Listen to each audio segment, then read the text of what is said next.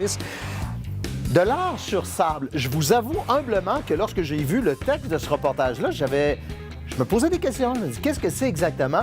Bien, c'est enseigné dans une école à Shannon et vous allez voir que c'est très particulier et c'est très beau également. De ce lance-balle. Alicia, c'est vrai, par exemple, puis ce que je vois derrière vous, d'ailleurs, c'est une partie de cette œuvre d'art? Oui, en fait, c'est une première école à Shannon qui donne des cours bien particuliers, des cours d'art de sable. C'est à l'école de Shannon des Ormeaux, donc je vous en parle un peu plus tard pour vous faire découvrir cette discipline. Vous avez pelleté, vous? J'ai pelleté. De Shannon, l'art de sable est proposé aux élèves surdoués de 2e et 4e année. Dans un instant.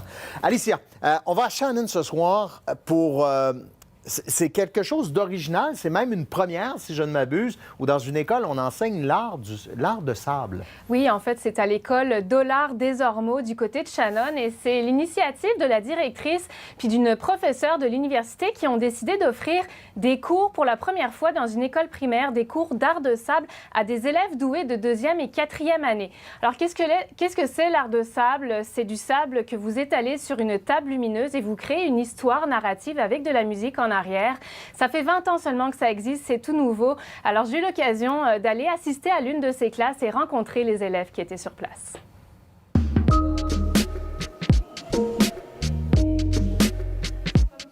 L'école Dollard des Ormeaux à Shannon est la première au Canada à donner des cours d'art de sable.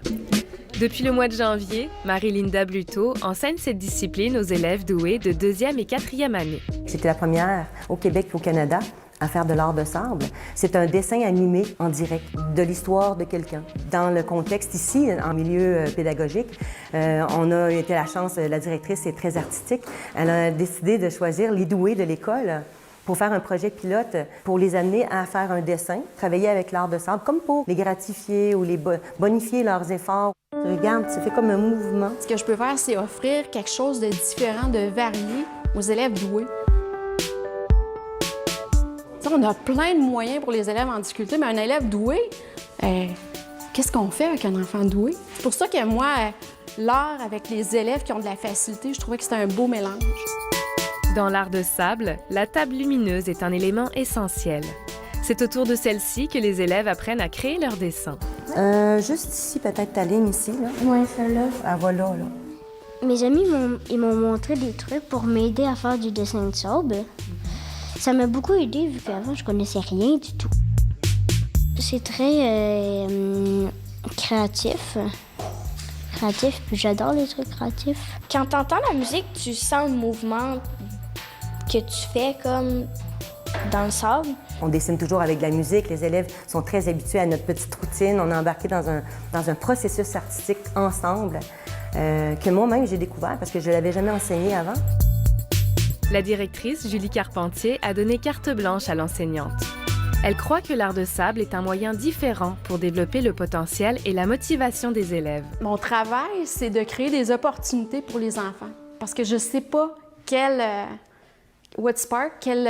étincelle va faire grandir chez eux l'amour de l'art, que ce soit l'art visuel, la musique, l'art dramatique. Tu sais, la personne va créer, elle va réfléchir, elle sait utiliser plein de techniques à la fois.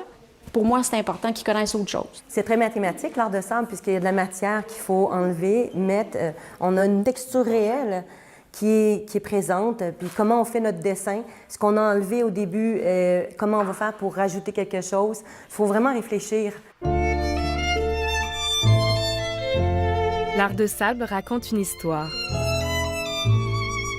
Ici, c'est à travers le récit du Petit Prince que les jeunes apprennent à créer leurs images sur le sable. Ah oui, les petites... Oui, c'est ça. Et là, on sait que c'est un petit lot. Avant, je manquais souvent aussi. Mais je suis déjà rendue meilleure qu'avant. J'ai trouvé qu'il y avait tellement une belle évolution de toute leur adaptation à cette nouvelle matière-là. Je peux quand même montrer tout le dessin. Comment je le ferais? Rapido presto. Puis là, maintenant, il faut que tu t'individualises. Il faut que tu personnalises ton image. Maintenant, toi, comment tu le sens? C'est un feeling, c'est une émotion. Je vois possiblement des cours, ou c'est-à-dire des clubs sur l'heure du dîner. Moi, j'ai une école du préscolaire au secondaire 5. J'ai potentiellement des enfants du secondaire qui adoreraient faire ça comme club. Se rencontrer autour d'une table de sable, puis je vois plein de potentiel. Le projet en est encore à ses débuts, mais la direction de l'école pense déjà acquérir d'autres tables lumineuses dans les prochains mois.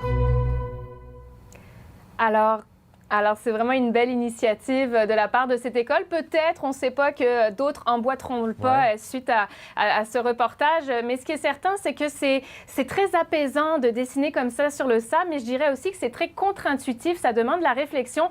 Moi, personnellement, j'ai seulement fait le logo de Radio-Canada pour garder ça assez simple. Mais alors, bravo à ces jeunes et surtout, bravo à cette professeure. Bravo à votre œuvre. Hein? Moi, je l'ai vu, le logo de Radio-Canada, très réussi. Puis